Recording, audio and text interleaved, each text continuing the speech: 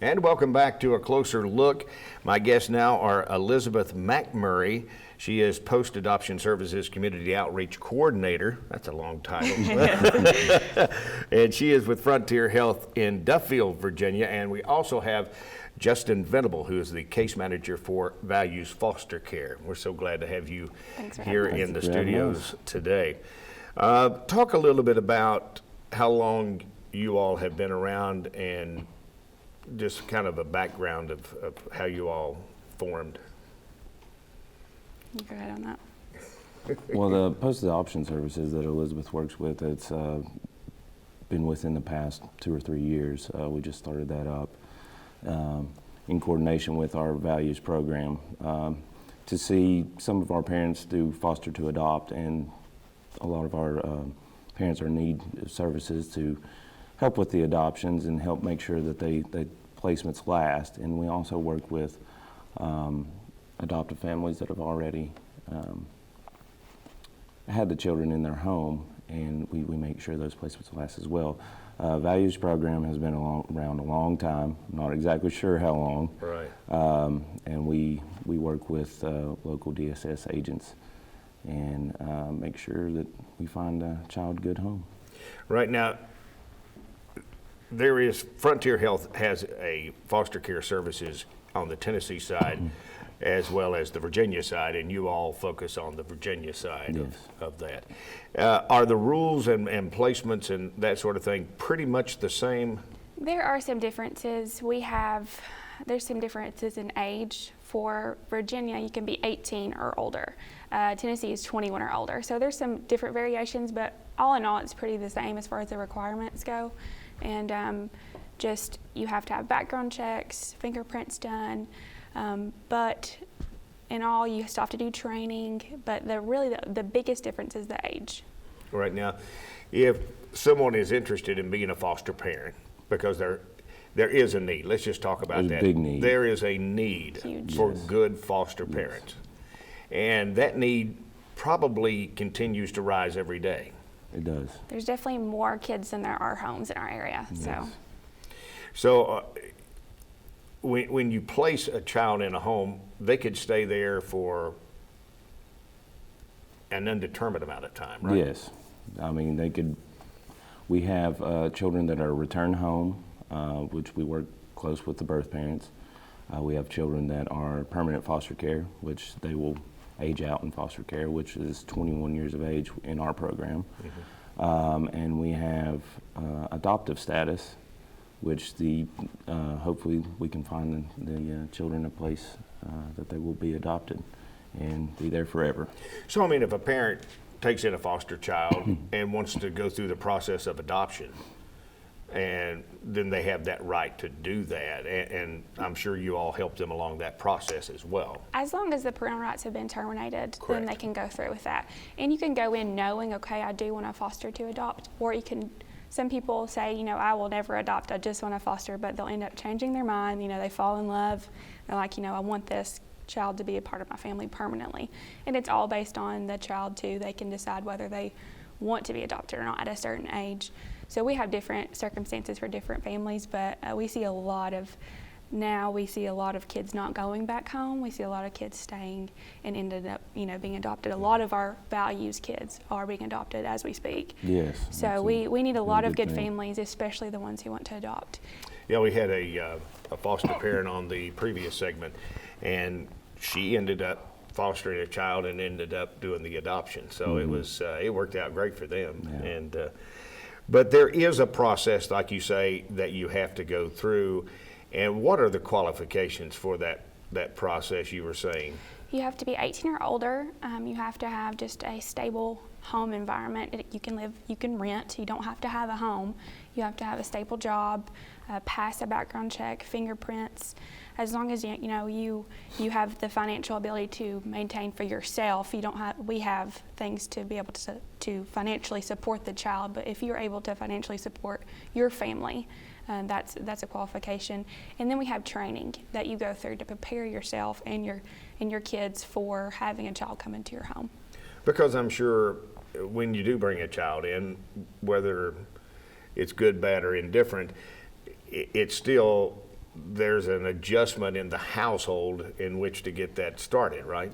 There is. There's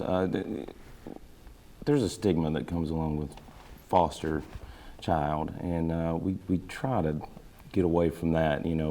Our children, some may have some issues that they need to work with, but we provide services to help with those issues. We provide case management. We're on call 24/7. We will provide a therapist if needed, and we will also reach out to mentoring programs if the child needs it. There's a number of services that we can work with for any child's needs. Now, when a person becomes a foster parent, are they given any assistance at all, or does it basically have to do with whatever they make and bring into the household? They receive financial assistance based on, there's a base based on their age. And then whenever they're considered therapeutic foster care, which is what Values is, you have something called a VMAT. And a VMAT is based on the need of the child. It could be medical needs, anything like that. And that will, give that parent an extra amount of money allotted that is meant for, all those doctor visits that you take them to, the gas money, the therapist visits and things like that. So it's, therapeutic is a little bit different than just being a family through the local DSS agency.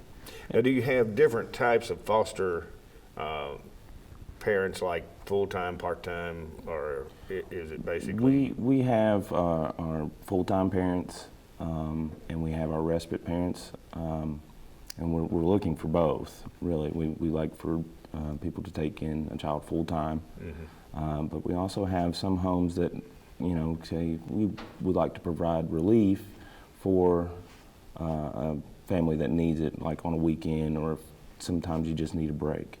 And we have those respite parents that will provide care for the child on the weekend. And we've actually seen it happen where, well, I kind of want to go full-time now. I kind of like this. So a lot of people will step up and decide and change their mind from being that part-time hands-on to being more full-time hands-on. Yes. Now, what all areas do you serve in Southwest Virginia? We do Lee County, Scott County, Wise County, the city of Norton, and we've just recently started doing some families in Dickinson County. So you all keep a busy schedule. We do. Absolutely. And if we say there's a need, how big of a need do we have right now? Well, like Elizabeth said earlier, there's way more foster children in need of a home than we have placements for. So it's huge. And we have a lot of kids who we can't find a home for them, especially our teenagers. We need a lot of homes who are willing to take teenagers. And what we're seeing is teenagers, we can't find a home for them. So they have to go somewhere. So a lot of these kids are being sent to bigger areas like Richmond and places like that, Danville, where they have group homes. And the last thing we want is a kid to be removed from their home and their community. We want them to stay here. We want them to stay close to their school, their friends, their churches. We want them to stay local. So we want all of our kids to find a home in the area. So we're trying to keep them local as much as we can. Well, that was one of my other questions. If you've got such a need above what you have room for, where do these kids go and how are they taken care of? Because like you say, once you move them out of the environment, that's one thing, but when you're moving them out of the community and the environment, it becomes a whole different issue, right? Yes, it is, and it's pretty traumatic for a child, and we would like to prevent that, if possible. And so, again, we need some people to sign up for and give it a try at least, And it's a very easy process, and if someone's interested, what do they need to do? They can give us a call. They can check we have a Facebook page, and we also have the phone number or the frontierhealth.org, and they can go on and there's an application online, or we can mail them an application. I can email them an application, and then we can sit down with them and answer any questions that they may have about being a foster parent. Now, do you all receive grant money in order to keep this operating and keep everything going? This is solely Frontier Health. Yeah, Values is solely Frontier Health. The post-adoption services. Post-adoption services is grant funded by Virginia Department of Social Services. So basically, you guys came along, there really wasn't anything going on as far as an agency that was really working with these kids. There is a few different agencies in the area, but they're all kind of small knit. We are one of the smaller ones in our area. There is some that range statewide, but we're pretty local. So folks that are interested need to contact you guys, go through the process, find out exactly what it's all about, because people need to know ahead of time when they're going into this thing what all is involved. Yes. And they correct. may have a different preconceived notion about what that is. Yes, it is, and they can always contact us, and we can walk them through the process and let them know. Have any answers for them on any questions that they have. Now, you all have some events that you do throughout the year. Some of those are in the summer months and that sort of thing. You can talk about that as well. Okay, with our post-adoption services grant, we do several community events. This last summer, we did Hero for a Day. We really wanted the kids to realize that they're heroes. They're strong. They've been through a lot. They've overcome a lot. So it was just a day to celebrate them and the families. We had them come out, and we had a great time. We have a pumpkin patch event each year where we have the families come out, and they just are able to support each other and realize that they're not alone. And then we also do a National Adoption Day event, which this year we did Ohana Luau based off the Lilo and Stitch movie. So it was a great time. Awesome. People that are, if you're interested in this, you need to contact either Elizabeth or you can contact Justin, either one, and they can go with you through the program and let you know what's going on, because foster parenting is a necessity. We need people to do that. And we just appreciate you all for being here and talking about this. Thank you Thank so much you. for Thank you. having us.